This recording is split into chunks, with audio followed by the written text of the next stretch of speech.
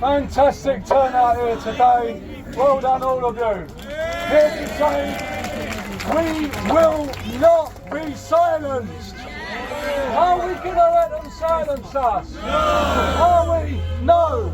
I'm from the National Education Union. We're not going to let them silence us. We put a message out to all our members that we want them to go on the demonstration next Saturday and make it bigger than all the other demonstrations we've seen so far. So that's from Redbridge NEU.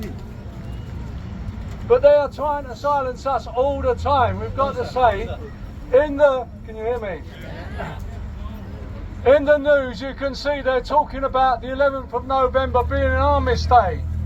And they're saying, how dare we call for an armistice on Armistice Day. How ridiculous is that?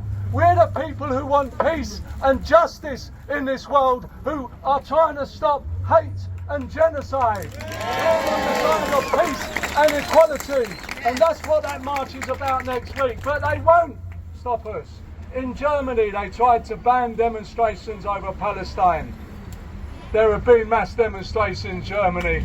They couldn't stop them. In France, they tried to ban the demonstrations over Palestine. There have been huge demonstrations in Paris and across France. They couldn't stop them.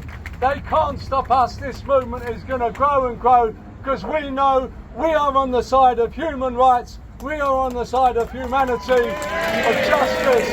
We are against racism, a racist genocide that is taking place. And we should be allowed to stand up and say that openly.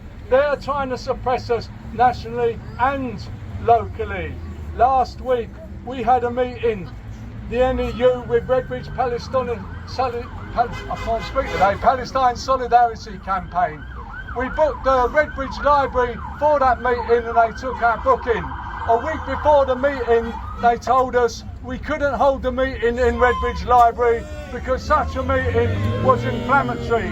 We had our delegates who'd been to Palestine who wanted to report back on what they'd seen. They would not allow us to meet it. We had to arrange another venue. They're trying to silence us locally, but 11 councillors from Redbridge, let's say credit to them, did sign a letter calling for a ceasefire. And now in Newham, the majority of Newham councillors have said that they want a ceasefire. That is a minimum demand. Of course we want more, we want an end to apartheid in Israel, but for now we need a ceasefire. We need to get, as well as Wes Streeting, we need to get to our councillors and we need to build locally. And this is a brilliant start to that. There have been other demonstrations. I was down at Ilford yesterday. But most important, we've got to get everyone to Hyde Park at 12 o'clock next Saturday and make that the biggest demonstration yet.